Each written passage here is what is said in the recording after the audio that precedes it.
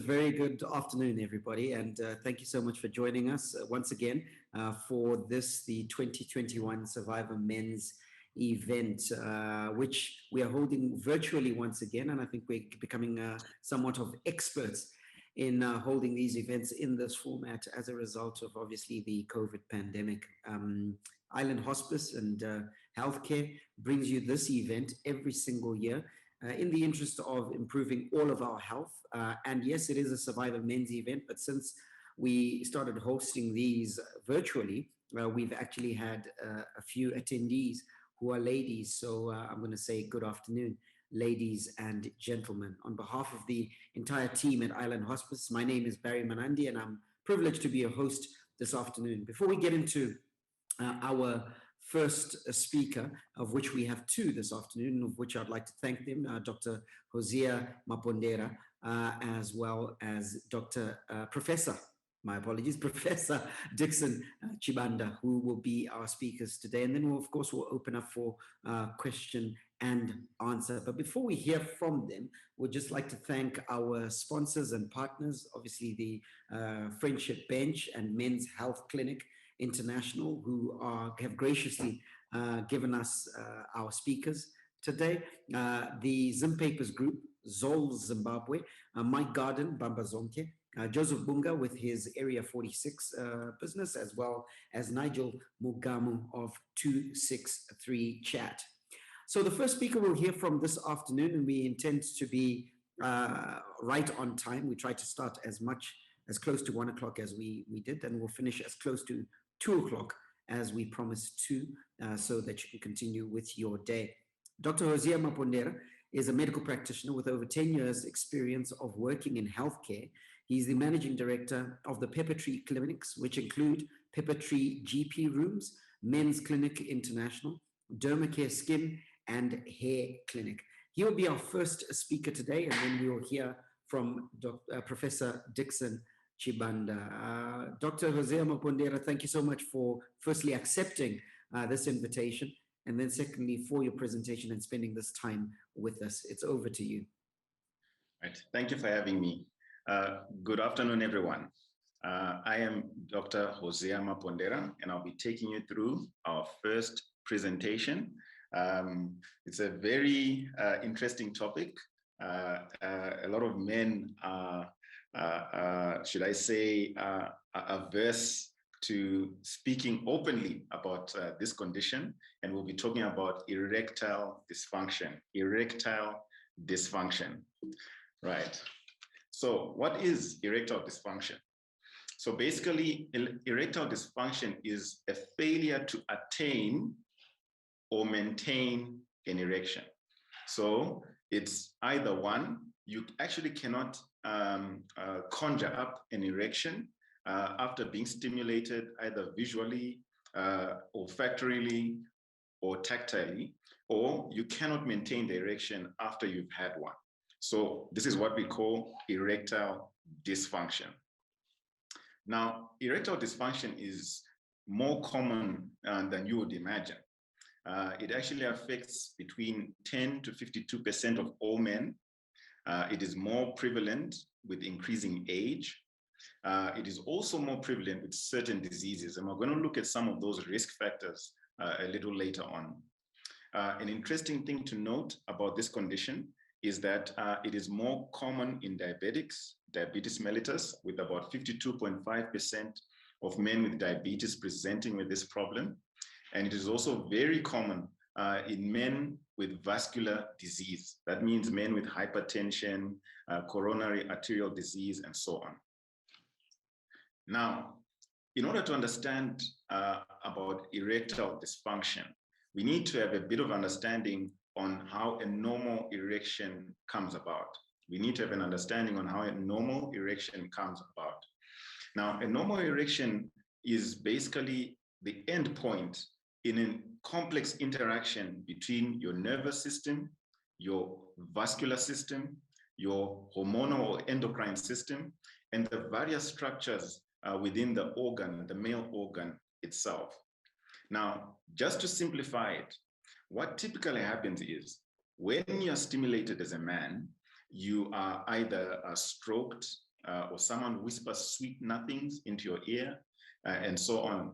All these sensory stimuli are integrated in your brain in certain structures within your brain, and a signal is sent down your spinal cord and down through your nerves. And this signal, this electric signal, reaches your male organ. And once this electric signal reaches the male organ, it results in the release of a certain chemical called nitric oxide. Nitric oxide. And what that does is it causes a dilatation or an opening up of the blood vessels within the male organ. And when these blood vessels open up, blood rushes into the organ and it inflates, or it erects. So this is essentially how it occurs. So just to recap, there's sensory stimuli integrated within the brain, an electric signal sent through the nerves. These nerves result in a release of a chemical, nitric oxide, which then results in the opening up of your blood vessels within the male organ, and you then get an erection. So the key things to take note of are that it is an interaction between these various systems, your nerves, your blood vessels. Now, in order for you to understand what then causes erectile dysfunction, you simply need to look at this whole sequence, and you can easily identify where potential problems could arise. So our typical problems, or what typically causes erectile dysfunction, is anything that could perhaps affect the neurological system, your nerves, or anything that affects your blood vessels. And of course, anything that affects the structure itself of the male organ. So now, in terms of causes of this condition, they are generally split into two. We call them organic or psychogenic. Organic or psychogenic. Now, when we talk of organic, we mean something to do with the actual physical structure of your body systems. So that is either something that affects the blood vessels, the nerves, or the male organ itself. And there's a whole host of conditions that are known to cause erectile dysfunction or are associated with it. So you've got this in vascular disease, so men with high blood pressure, men with arterial disease, atherosclerosis, and so on. Trauma to the male organ. So men who perhaps cycle excessively, you may actually damage the male organ itself. You've got diabetes mellitus, which we mentioned earlier on. You've got things like cholesterol, which can clog up your arterioles, your arteries, your blood vessels, and result in these becoming less elastic than they otherwise would have been. Respiratory diseases like chronic obstructive pulmonary disease, endocrine disorders like hypogonadism, penile disorders. There are certain conditions like Peyronie's disease, for example, where your male organ has a small patch of fibrous tissue, and when it erects, it then bends, and therefore it cannot satisfactorily maintain that erection. Then you've got prostate disorders and procedures to manage these disorders that can also affect erections. Then certain medications are known to also cause erectile dysfunction as a side effect.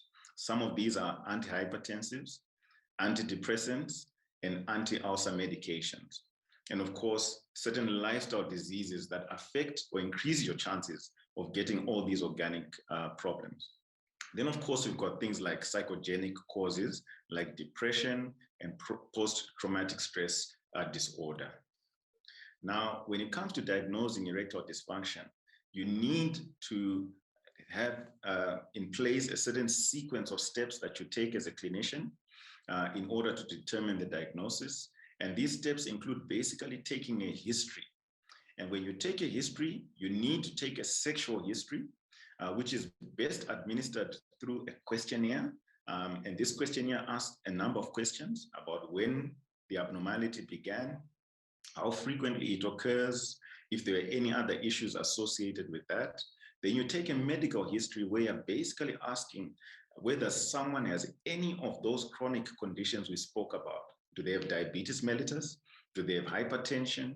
Do they have arterial disease, or any of those conditions we mentioned earlier that might be associated with their symptoms? Then, of course, you take a psychosocial history. Now, most people are unaware that they're actually depressed or they've some other kind of mental health issue. And it is up to the clinician to ask the relevant questions to elicit the appropriate responses and therefore be able to determine whether there's a causality that's occurring there. So once you've done your history, we then need to step into the physical examination where the clinician is looking at whether you have high blood pressure. They're looking at your blood sugar, so you get a sugar test. They're examining your peripheral pulses to check if the blood flow, the blood supply is circulating well. They're checking your sensation to determine whether you have any neurological abnormalities. They also examine your genitalia to see if there are any structural problems, your testicles, or the size of your testes.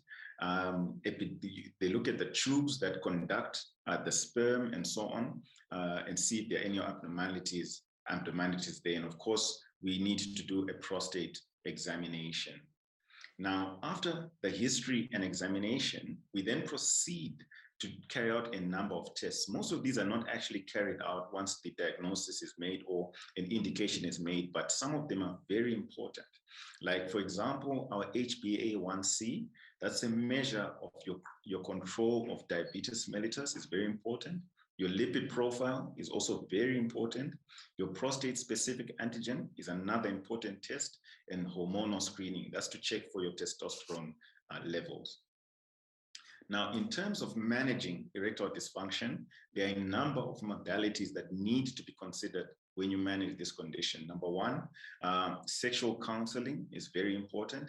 And this is basically trying to elicit if there's any psychogenic cause to the problem and dealing with that problem. Maybe it's stress at work, maybe it's interrelationship problems with you and your partner, and so on. So we need to include counseling in our management. The second thing we need to be aware of is the use of oral medications. And these are the most common, and they're actually the first line of treatment that we administer.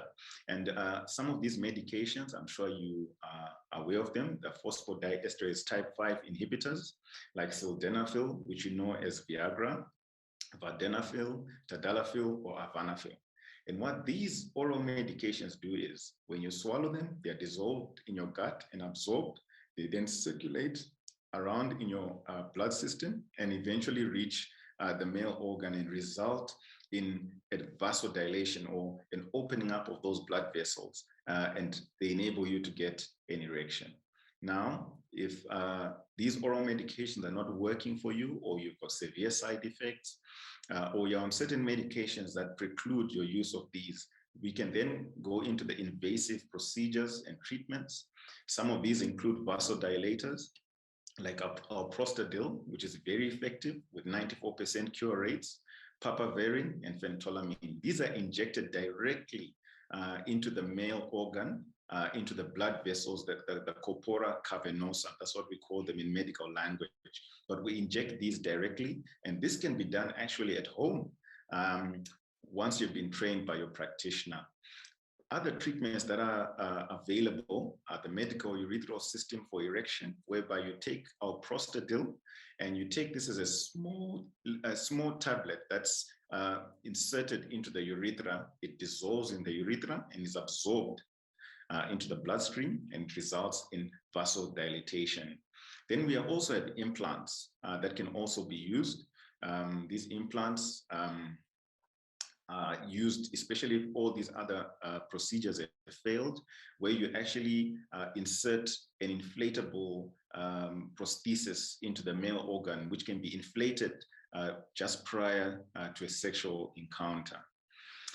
You also have external vacuum or constricting devices. So what these basically do is, for example, the vacuum devices, this is basically a hollow cylinder that's connected to a pump. So what happens is, when you want to engage in sexual activity, you connect the pump, you switch it on, you put the cylinder around your male organ, and what it does is it sucks out the air around the male organ and creates a vacuum. Now, once this vacuum is created with the negative pressure, it physically forces the blood vessels within the male organ to open up, and this allows blood to rush into the penis and you get an erection. Now, once that erection has been achieved, you can then use the constricting device or a tourniquet, which you wrap around the base of the penis or the male organ right here. And once you've wrapped it around there, it restricts the backflow of blood outside the male organ. And this enables you to maintain an erection. So these are some of the modalities in terms of treatment. Now, how do you prevent yourself from developing erectile dysfunction? You need to ensure that you're managing all your chronic conditions closely. So that means managing diabetes, heart disease, hypertension. Other things you can also do is you can modify some of your lifestyle habits. And how can you do this? If you're a smoker, we suggest that you stop smoking or reduce your smoking. Maintain an ideal body weight. That means your BMI needs to be strictly controlled, and we encourage regular exercise. Other things we haven't mentioned is your nutrition. Make sure you're eating a healthy diet, cut down on the carbs, cut down on the energy, and increase your protein and other nutrients. Now, there may be questions with regard to certain remedies that are out there or other natural foods that people can use to enhance their function. Watermelons are known to have some effect with erectile dysfunction. They contain certain chemicals, arginine and L-citrulline, which release or enable the production of nitric oxide. You've got ginkgo biloba, red ginseng, and certain coffees that have been seen to assist with this. I think with this short presentation, this is where I end, and I'll open up the floor for questions. Thank you. Thank you so much, Doc. That was a fantastic presentation. In some areas, a lot of things that we had no clue about, as well as particularly the remedies thereof. Interesting that watermelons can actually assist in some instances. So we'll open for questions, and how we'll manage it is if you just raise your hand, we'll be able to then allow you to talk, and you can ask your question directly to Doc, who gave us that presentation on erectile dysfunction. Once your hand is up, we'll be able to then receive your question. Doc, perhaps I can just launch off. What is the difference between an erectile incident and erectile dysfunction? In the sense that, for instance, you can have an incident where you just lose altitude, put it that way, and it's inexplicable, but it's an incident, but it's not necessarily to say that now that is a standard fare that obtains. How do you classify? Should you be worried the first time that you lose altitude unexpectedly? No, thank you so much for the vocabulary you've introduced. Altitude and all sorts of things. So basically, an incident would not really cause alarm. What we are really concerned about is if you have had these symptoms for a prolonged period of time. And usually they say, according to the DSM classification, about a 6-month period of trouble with your erectile function. So an incident, maybe you're extremely stressed at work and you're just not into it, and you have a sexual incident, that shouldn't ordinarily cause alarm. What should cause alarm is you have these incidents over a prolonged period of time. Usually we demarcate this as a 6-month period.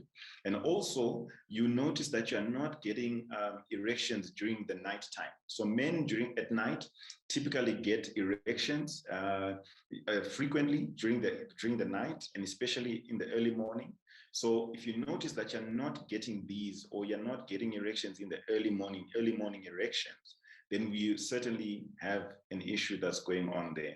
So an incident shouldn't raise alarm, but a trend should raise alarm. Thank you. All right. Any questions, feel free. My apologies. I dropped off there. I could get hosting rights. I can then, I can see Taffy. Taffy, I can see your hand there. My sincere apologies, everyone. That's fine. Okay, Taffy, you can go ahead and switch on your microphone and ask your question. My quick question is on you, Barry and doctor, on the oral remedies, like what doctor has just said, things like ginger, garlic. What are your experience on these things? All right, thank you for that. So the thing with a lot of these natural remedies, no double-blind studies have really been done to confirm their efficacy. No extensive studies have been done to confirm their efficacy. You will get anecdotal support from individuals who say, look, I took a leaf from the garden and I made a coffee and it worked for me. But we don't really have extensive studies with regards to certain things like ginger and so on. So I cannot at this present time make a recommendation for or against them. But there are individuals out there who, make, all sorts of claims with regards to certain natural, should I say, foods and so on, and leaves and all sorts of things out there. I cannot for certainty say anything with regards to that. But what I do know from the limited research that's available is that there are certain foods, as I mentioned earlier, things like your watermelon, which scientifically there's a basis for it, because we know that the outer shell of the watermelon has quite a lot of arginine, which is an amino acid that contains nitrogen. And this is easily converted into nitrous oxide, nitric oxide, which we know has a role in erections. So we do have some support for that, and there's a scientific basis. But for some of the other things that are out there, it's all anecdotal. Oh, okay. Thank you for that. Thank you. You're welcome. Thank you, Taffy. We'll disable your speaking. Are there any other questions? Just simply raise your hand and we'll be able to allow you to speak and ask your question. Tanaka Brian Tembo has a question. Go ahead. Okay, can you hear me now? Yes, we can. Very faint, but if you could speak loudly. Okay. My question is erectile dysfunction only an elective medical problem, or there are some other cases that results in erectile dysfunction? All right. I didn't quite get the question. Do you mind just rephrasing that question? I didn't quite get the question. Okay. My question is erectile dysfunction only an elective medical problem, or there are some other cases which results in this kind of problem, e.g. like suicide, lung disease, something like that, or it's only an elective medical problem? Okay, no, that's fine. Yeah, I'm trying to understand the term elective, but I think if I understand you correctly, you're saying that are there other things that could cause erectile dysfunction, other diseases or conditions that can cause erectile dysfunction, or it just occurs on its own from nowhere? Is that kind of like what you're asking? Something like that, yes, sir. Okay, thank you so much. So if you look earlier in our presentation, we did mention that erectile dysfunction has a number of risk factors that are associated with it, a number of disease conditions that are associated with it. If you go back, especially to this slide, when we spoke about the erectile mechanism, we mentioned that it's an interplay between your nerves, your blood vessels, your hormones, and the structure itself of the penis, the structure of the male organ. And we say that any problem that affects the nerves, the blood vessels, the hormones, or the structural integrity of the male organ will result in erectile dysfunction. And there are a number of disease conditions that actually damage your nerves, that damage your blood vessels, that disrupt your hormonal profile. And this can then lead to erectile dysfunction, a large number. In fact, sometimes erectile dysfunction is a marker or it helps us to actually look back and say, hey, you might actually have one of these chronic conditions. So it's very important that when you have consistent symptoms or persistent symptoms of erectile dysfunction, that you actually go to your doctor and get checked for a number of other lifestyle diseases and other conditions that may actually be causing it. And we listed some of these earlier on. Diabetes mellitus can cause erectile dysfunction. High blood pressure can cause erectile dysfunction. You've got prostate cancer, prostate disease, benign prostate hyperplasia. We mentioned that excess cholesterol, okay, hyperlipidemia, and all those things actually are correlated with erectile dysfunction, and all these conditions affect one or the other of the pathway of conjuring up an erection. And this is what we said earlier on. So yes, definitely to your question, erectile dysfunction does have associations with other medical conditions. Thank you. All right, thank you. Thank you. Thank you so much, Doc. Okay, we've got two questions here, Doc. You can also put your questions in the chat section. I think we'll take these as the last questions and then move on to our next speaker. I will ask them at the same time and you can field them at once, Doc. This one says, does urine of a baboon help in any way? That's the first one. And then the second one is, has anyone studied VUCA VUCA and its efficacy? All right. So thank you so much for the questions. I think I'll begin with the baboon theory to say, does a baboon urine actually help with regards to erections? And I can categorically say no study has actually been conducted to such therapeutic measures.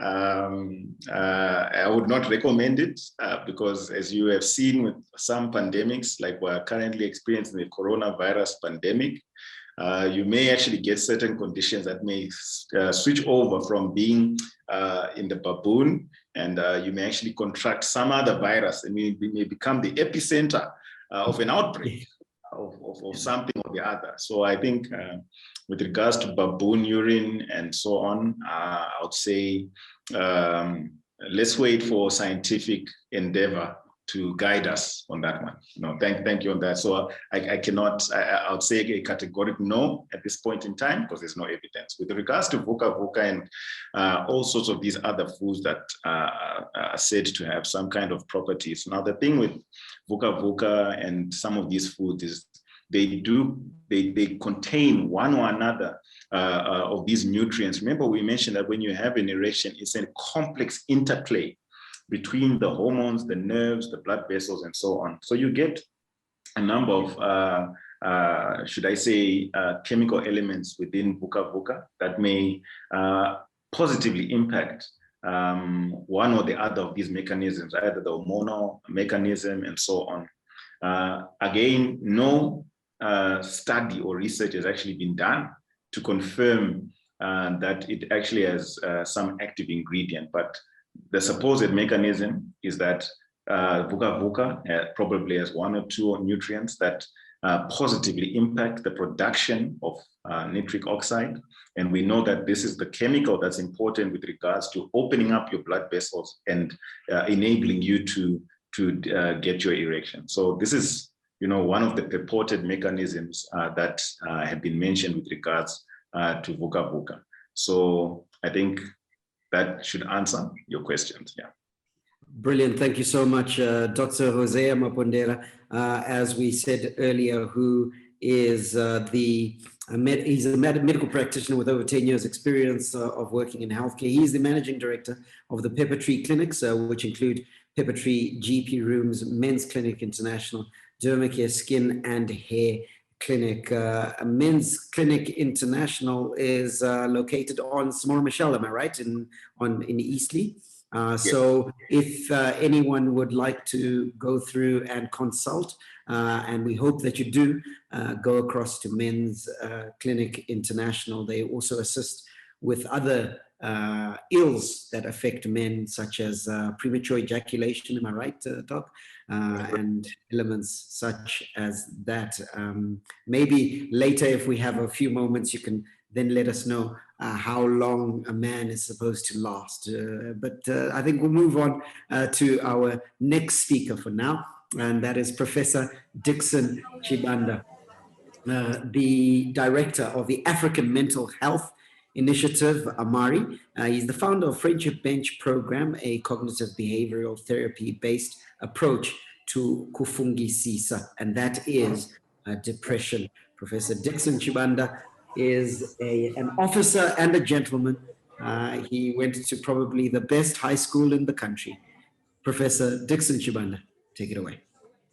Thanks very much. I'm trying to turn on the video. Somehow it's not happening. Here we are. Okay, I think it's coming on now. Right. There we go. So thanks very much. So I thought I would focus on demystifying mental health for the simple reason that a lot of men in Zimbabwe, when they hear the word mental health, they immediately think of munhu anopenga, munhu anofamba asina kupfeka, you know, those guys who stand in the middle of the road directing traffic. But actually, when you think of mental health, people who present with conspicuous symptoms like that account for 1% of the people that we treat. The vast majority who present with mental health issues are essentially like you and I. And so when we think of this term, mental health, it does often result in a lot of confusion in terms of what it means. But if we are to replace it with the word stress, we all kind of can identify with the word stress, what stress is, you know. And we also know that everyday stress, you know, from numerous research that has been carried out across the world, everyday stress can shut down the brain's chief command center, you know, and the brain's chief command center is not necessarily linked to what Dr. Mapondera has been talking about, but the brain's chief command center entails the cognitive functioning, which then can affect your sexual functioning as well. If you recall from his presentation, he touched on psychological or psychogenic issues, depression and PTSD. There are a lot of other conditions which can also contribute to erectile dysfunction. But I am specifically going to focus on one condition which is very common, which affects a lot of men globally, and that is depression. But linking that to stress, when is stress to be taken seriously? That is the critical question, because we all talk about going through stress, but when is stress actually becoming pathological and we need to do something about it? I'm going to use a very simple questionnaire to just give you a guide on how close all of us are to experiencing stress, which requires some form of an intervention. So this is a questionnaire which we often use in Shona. It's called the Shona Symptom Questionnaire, which helps us to identify people with what we call kufungisisa. What I'm going to share with you is the English version of this questionnaire. And what I would like you to do is to take a piece of paper and a pen, and all you have to do is respond yes or no to each question on your own, in the comfort of your home, so no one has to know how you are responding to each of these questions. So here we go. And these 14 questions, and sorry about the background noise. I'm in a coffee shop. So these questions, all 14 of them, have to do with how you have been doing in the past 7 days. So in the last 7 days, the first question goes, were there times when you were thinking deeply or thinking about many things? All you have to do is say yes or no. The second question, in the last 7 days, did you find yourself sometimes having difficulties to concentrate or to stay focused? The third question, in the last 7 days, did you find yourself losing your temper or getting annoyed over trivial things? And number four, in the last 7 days, did you find yourself having nightmares or bad dreams? Number five, did you sometimes see or hear things that nobody else could see or hear? Number six, in the past 7 days, did you experience any aches in your tummy? You know, in Shona, we would say, "Msondora pfura, maembo ndwadziwa here nemutumbu." In, number seven, in the last 7 days, did you find yourself feeling frightened or panicking about trivial things? Number eight, did you find yourself struggling with sleep? Number nine, were there moments when you felt that life was tough and you felt like crying or you even cried? Number 10, did you feel run down in the last 7 days? Number 11, did you at times have thoughts of ending your life or feeling that life was not worth it? Number 12, in the last 7 days, did you feel generally unhappy with the things that you were doing each day? And number 13, did you feel like your work was lagging behind? Number 14, in the last 7 days, did you feel that you were struggling to decide what to do in your life? So those are called the Shona symptom questionnaires, which have been validated based on what is called the DSM-5, the Diagnostic Statistical Manual that we use in mental health. We also have the ICD-10. It's like the Bible of mental health, which helps us to really identify people who genuinely are struggling and need help. And if they don't get help, they could get worse. And worst case scenario, end up having, suicidal thoughts. So these questions all link us to mainly depression, but they can link to conditions such as anxiety disorders, post-traumatic stress disorders. Now, if you carried out this little exercise and you answered 8 or above, or anywhere around 8, there's need to start reflecting on how your life is unfolding. But I'll carry on. The reason why I want to really touch on depression is because it is the leading cause of disability globally, and over 300 million people are affected by depression in the world today. And this statistic is shocking for a lot of people. Every 40 seconds, someone dies from suicide, and largely due to depression in the world. So depression is obviously a big issue, but another challenge that the World Health Organization is highlighting in recent years is loneliness. Loneliness has become a global epidemic, particularly for men. With all the technology around us, all the gadgets that we use, we're increasingly finding that men are becoming more and more lonely because men struggle to open up. Men struggle to share and talk about the challenges that they are facing. So when you're going through all of these things, you lose that drive. Because as men, the thing that really motivates us, the thing that really keeps us going is drive. Having that passion, that motivation to get up in the morning and do the things that you want to do. That's drive.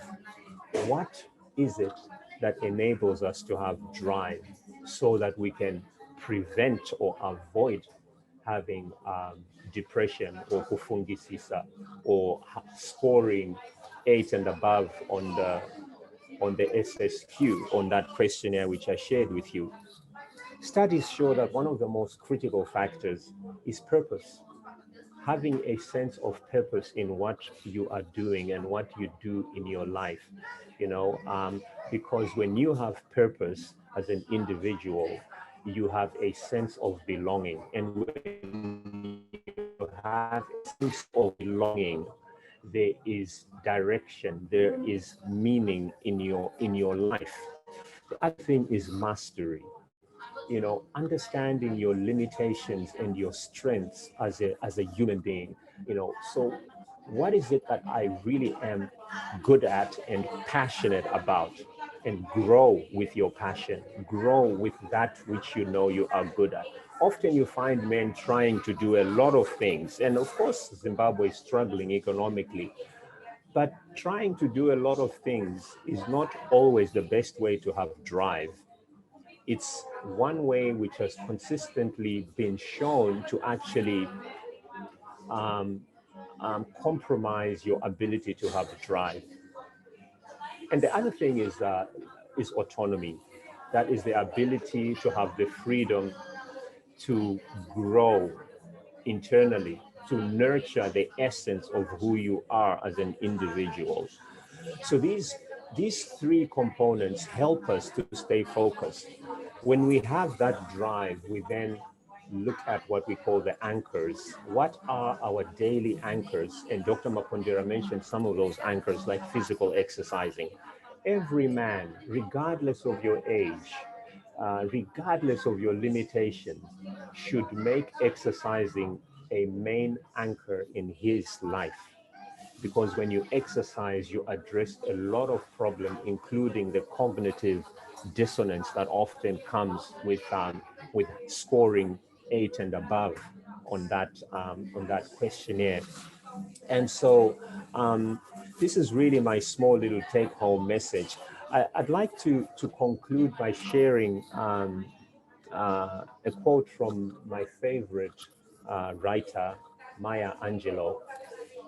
Maya Angelou says, and this is particularly important for men: if you don't like something, change it. But if you can't change it, change your attitude. And changing your attitude to the things that we don't like often requires us to have a sense of purpose, mastery, and autonomy in who we are and what we are trying to do in our lives, because then that gives us drive. When you have drive, you're able to actually change your attitude much easier than if you don't have that. So I will stop there, Barry. Thank you, and I'll take any questions. So really, I think the take-home message here is be aware of those 14 questions, because they can be a good guide in terms of how you're doing in your life. And I'm quite happy to share those questions so people can use them. Thanks. Thanks, Prof. I really appreciate it, and thanks for sharing those questions. I think that was going to be probably one of the questions that were going to be asked, and we will share the questionnaire on the email addresses and contacts that you've given us when you registered for this. If you haven't registered, kindly do so, and then we'll be able to share those with you on the network via the island offices. And of course, today's session also has our various other representative offices from around the country for the first time, which is very exciting for us, because Bulawayo is represented here. We have Marondera and others that are actually part of this session for the first time. So the pandemic, in inverted commas, has allowed us to meet virtually, but also has assisted for us to go national. Bulawayo, the Harare office, Mutare office, and Marondera as well. And various corporates are supporting us: Zimpaper, Sovereign Health, Econet, Kids Can Zimbabwe from Mutare, MSF, Holiday Inn Mutare, and Deloitte and Island Partners in Bulawayo are all represented on this call. As we said earlier, now it's time for questions. directly to Prof. There was that diagram of drive where you have autonomy, mastery, and purpose, and I found that quite poignant. So if you could just kindly raise your hand, then we'll be able to allow you to speak. Prof, if I could ask the first one and ask, you talked about mental health, depression, stress. If, for instance, we use the word stress quite flippantly in life generally, and sometimes we use it or appropriate it to describe pressure. Is that correct? Am I really stressed if I just have pressure of work, for instance? If there are many things and there are many irons in the fire, is that stress? Or is that an element or component that, if not dealt with, can cause stress? Perhaps you can talk to that for a second for us. Sure. Thanks, Barry. So yeah, so you are indeed stressed. So stress is a very generic term which is not often used in medical circles, you know, but your general public identify with the term stress. And that's why I deliberately included it here. So yes, you can be stressed, but the most important thing is knowing when stress has become pathological. Then it is no longer stress, it's depression or it's anxiety or it's PTSD. You know, but using stress as an entry point is really good, because for your average Zimbabwean male, I guess with women as well, when you use mental health, the immediate knee-jerk response you get is, you know? So, but when you use stress, people seem to be a lot more accommodating, although it's really the same thing. Okay, brilliant. Thanks, Bob. All right, questions from the floor? And what I find also, and I know you spoke about it when you talked about men and loneliness, but as men, we find it very difficult to open up. We find it very difficult to be vulnerable. And we always prejudge and presuppose that if we ask a particular question, then we are inferring or making inferences that we are ailing from the same thing. And it's not necessarily so. So we'll welcome any questions that are from the floor to Prof for that great presentation on us just being better, wellness of the mind. Questions? Okay, Christian Doro. Chris, you're permitted to talk, so please go ahead. Thank you, Barry. I just wanted to ask Prof if there are other sort of non-medical interventions outside of exercise and diet, and perhaps just talking to somebody. That's a great question, Christian. Definitely. In fact, for stress or mental health issues, we always advocate for the first port of call to be non-medical, you know, and non-medication. We, you know, in Zimbabwe, we run a program called the Friendship Bench, which essentially creates space for people to share their stories, talk about the challenges that they are going through, you know. And the interesting thing with the Friendship Bench is because it's predominantly run by community grandmothers, men feel comfortable to sit down and talk to Gogo, to a grandmother, but they feel uncomfortable sitting down to talking to a peer, you know. And so we've seen a lot of men opening up about a lot of issues, including a lot of the issues touched on by Dr. Mapondera there about erectile dysfunction, which we also see on the Friendship Bench as a problem which is predominantly psychological in a lot of cases.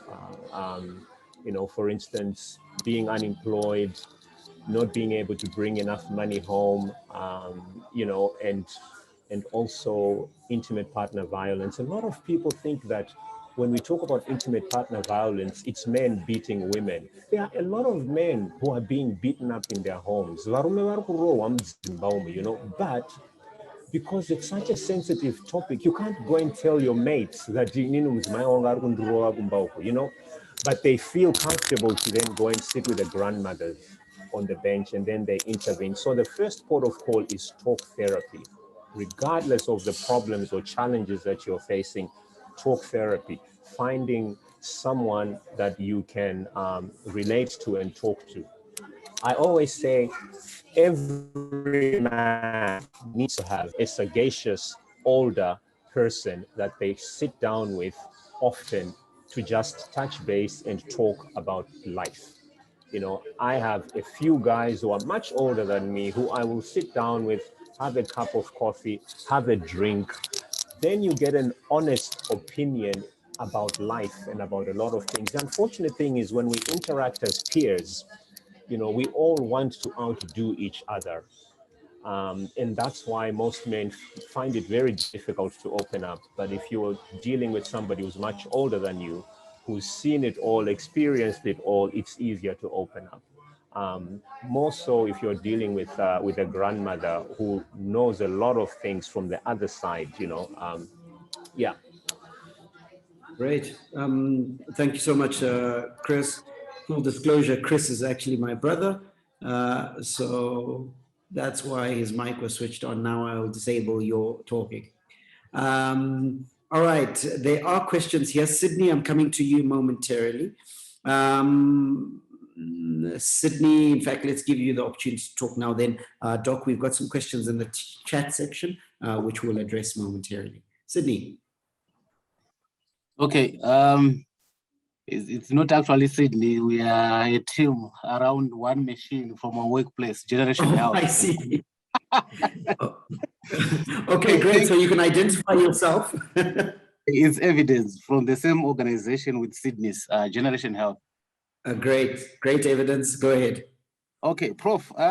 Just to find out, is there any category of stress which you would classify as normal because it comes and go? I'll give an example of someone in a very high pressure workplace where they are required to prepare some reports and they kind of recurring, maybe per quarter. And you feel this pressure and maybe it also coincides with bills that also recur, which you have to pay. So I'm asking this vis-a-vis your questionnaire where you were making reference to say in the past 7 days, was perhaps it's just coinciding with that work pressure, that month and where you have to settle bills, etc. But it doesn't necessarily mean that maybe after the 7 days, you get back to your normal. So where do we draw the line? Where do you intervene? Because perhaps after the 7 days, the pressure will go. Great question. So those 14 questions are really a screening tool. So like with any screening tool, it tells you the probability of being a case or a non-case. So in this case, with the Shona symptom questionnaire, if you score 8 and above, there's an 80% probability that you may go on to experience those symptoms for more than 7 days. So this is why we often recommend that you either reassess yourself, or if you're not sure how to reassess yourself, get someone to do it for you. Because what often happens is people experience symptoms for 7 days, which are linked to a particular event. It could be work-related or something that has gone wrong. But after the 7 days of that event, those symptoms persist. Let's say you are not sleeping because but even after the work is reduced, you are still struggling with sleep. Then we are getting into a problem. So it's important to be able to flag those symptoms when they first occur. It does not necessarily mean that you immediately need to seek professional help. But it's good for you to know that these symptoms, if they are still there after another 7 days, I probably need to do something about them. Excellent evidence. I hope you're answered. And there isn't necessarily a follow-up.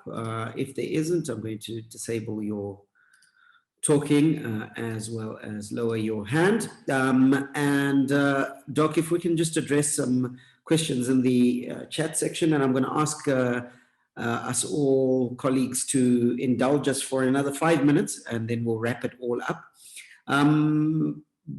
Prof, is it okay if I just ask all the questions and then you address them, or should I ask one by one? Sure, ask all of them. If I can remember all of them, I'll address all of them. Okay, great. I find this one says, right, I find the drive triangle interesting. Can you add something on how to increase autonomy in a competitive world? Okay, that's the first one. I sometimes find myself struggling with sleep during the night, and is taking sleeping pills advisable? So that one is quite personal, and I think quite a few of us are struggling in that regard, just getting a decent night's sleep. I know I certainly am. What are ways we can manage depression or anxiety, considering we all have busy schedules on a day-to-day basis? I think it relates again to that issue of work pressure versus stress, period in the month versus stress. So maybe you can just do a bit of a deep dive on that one. And then, when does failing, as in failing, become a major problem that needs intervention? I mean, failing to sleep. Okay. When does failing to sleep become a major problem that needs intervention? So there are two questions around sleep, about failing to find sleep. There's the element around increasing autonomy in a competitive world. And then there's the issue of depression in a hyper busy world. Right, so let me start off with the first one about the triangle, which will link to all of them. So how best do you strengthen your triangle, your autonomy? Now there are lots of kids here, it's lunchtime here, I'm sorry, I'm really sorry. So one way of doing it, one simple way of achieving that triangle is ask yourself a simple question. What are my personal anchors? By anchors, I mean the things that you fall back on that have consistently helped you over the years to become resilient. Because as an adult, you should carry out a mental inventory to look at the things that you know work for you. For instance, I'll give you some basic generic anchors. Having a disciplined sleep hygiene. In other words, knowing when you go to sleep, knowing what is associated with your sleep. You know, if you go to bed and you spend an hour watching a movie in bed, or you drink alcohol before you go to bed, or you have coffee before you go to bed, all those things affect your sleep cycle. So understanding sleep hygiene, and there's a lot on the internet about sleep hygiene. Sleep is an important anchor for all men. You must have enough sleep. The second anchor that you should have is exercising. The third anchor that you should have is time for you, focusing on your internal personal growth, nurturing the essence of who you are as an individual, as a person. That's really important. Yeah, that's really important. So those are some of the basic things that you could do. Going on to sleep and taking medication. I don't recommend taking medication for sleep unless the situation is really bad. Often sleep can be rectified by addressing your sleep hygiene. There are a lot of things that people do around sleep that makes them not sleep properly. And often when you remove those things, your sleep cycle is restored. I'm trying to think what the other question was. Probably forgot. Okay, there were two questions around sleeping, and then you address the one to do with the drive, autonomy, failing to find sleep, and then what are ways we can manage depression or anxiety, considering we all have busy schedules on a day-to-day basis? Okay, so firstly, the anchors are important. Remember in the triangle, I talked about purpose. When you have purpose and you have a sense of belonging, it does not necessarily mean that you will not experience stress. You will experience stress, but because you have these things that ground you as a person, as a man, you have things you fall back on, even when you're going through a very stressful period. If you are not grounded, you are like a boat at sea in the storm without an anchor. It can be pushed anywhere. But if you have these things that ground you as an individual, so even in the face of adversity, you tend to cope better. So don't get me wrong about stress. Stress will always be there. Stress is all about how we manage it, you know, and having those anchors and knowing the things that ground you as a human being, as a man, is very important, because that's what keeps you going. That's what makes you resilient in the face of adversity. Doc, Prof, last one from Nick Tagavadi. And it says, the belief in evil spirits is dominant in our Zimbabwean traditional and religious cultures. How do you deal with this where it is clear that there are other obvious causes? So I think just by interpretation, I think he's saying that where you are either stressed, you have you have a troublesome mental health situation, or you are in depression, and people assign that to evil spirits. How do you then strike a balance with the infusion of these are wagaroiwa and it's a demon, versus actually just seeking help to deal with that area of your life? Right. So that's an important question. You know, so again, when we talk about tradition, it's about belief systems. And when you, so the question that the challenge a lot of people face is, how do you bring together your traditional belief system and the scientific belief, and how do you merge the two to enable a person to function and be resilient? So when you look at the research, we know, for instance, that resilience has a lot more to do with external factors rather than internal factors. External factors which are often within our control. Those external factors rely a lot on discipline. Those external factors rely a lot on how anchored we are in the things that give us a sense of direction, the things that give us drive, the things that give you purpose, mastery, autonomy. If you have those three things, yes, evil things can happen, bad things will happen. We are all going to die. We can all get sick. But if you have those three things intact, they give you a sense of direction and you become resilient. So resilience is not about avoiding problems. Problems will always be there, but you are more likely to get out of a problem when you are resilient, when you have that focus, that drive, which is anchored in purpose, mastery, autonomy. Professor Dixon Chibanda, everybody. He is, as we said in the introduction, the director of the African Mental Health Initiative, AMARI. He's the founder of the Friendship Bench program, a cognitive behavioral therapy-based approach to kufungisisa, and that is depression. Prof, thank you so much for spending this time with us, and thank you for that insightful presentation, and also for fielding all of our questions and being so gracious in doing so. To conclude our program, allow me to call upon the Finance and Human Resources Manager, Elias Masendu at Island Hospice, to give us his closing remarks. Elias.